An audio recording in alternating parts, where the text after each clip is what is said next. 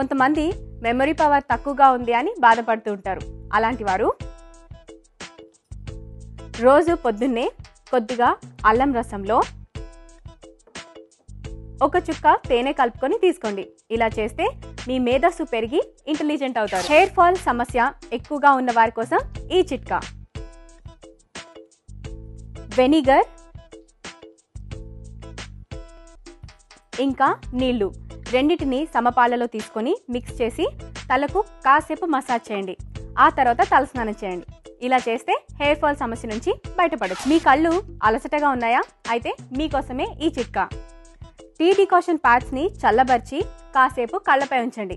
ఇలా చేస్తే కళ్ళ అలసట తగ్గి మీ కళ్ళు ఫ్రెష్ గా ఉంటాయి. వేసవిలో కొంతమందికి ముఖం పైన సన్న సన్న గుల్లలు అవుతూ ఉంటాయి. అది యాక్నీ సమస్య కూడా అవ్వచ్చు. ముఖాన్ని తరచుగా కడుగుతూ ఉంటే ముఖంపై దుమ్ము పోయి జిడ్డు పోయి యాక్నీ సమస్య కంట్రోల్ అవుతుంది. కామర్లతో బాధపడే వారి కోసం ఈ చిట్కా: మజ్జిగలో కొద్దిగా నేల ఉసిరి రసం కలుపుకొని తాగండి. ఇలా తరచూ చేస్తూ ఉంటే కామర్లతో బాధపడే వారికి ఉపశమనం కలుగుతుంది. డ్రై ఫ్రూట్స్ ని వేడి నీటిలో 1 గంట సేపు నానబెట్టి ఆ తర్వాత చాప్ చేయండి. ఈజీగా కట్ చేయడానికి వీలవుతుంది.